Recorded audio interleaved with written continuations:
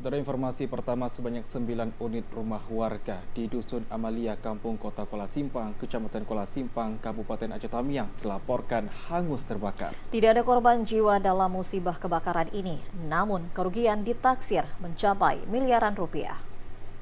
Inilah kondisi 9 unit rumah warga berbahan kayu di Dusun Amalia, Kampung Kota Kuala Simpang, Kecamatan Kuala Simpang, Kabupaten Aceh Tamiang yang hangus terbakar pada Senin dini hari sekitar pukul 00.30 menit waktu Indonesia Barat.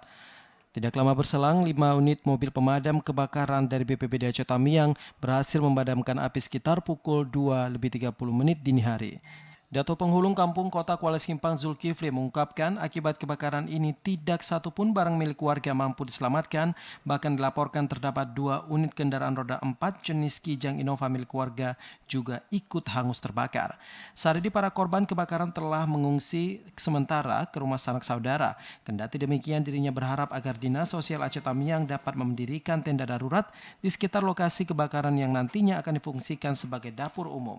Selain menghanguskan 9 unit rumah, kebakaran ini juga telah berdampak terhadap rusaknya 5 rumah warga yang tepat berada di sekitar lokasi kebakaran.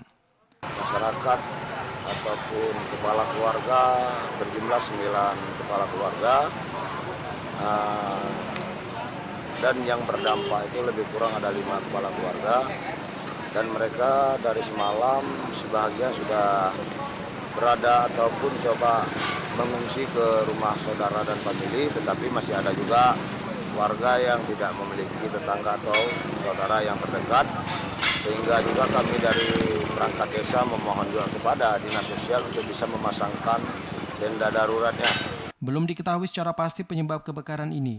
Meskipun tidak ada korban jiwa dalam musibah kebakaran ini, namun kerugian ditaksir mencapai miliaran rupiah. Dari Aceh Tamiang, Abdul Rozak, TVRI melaporkan.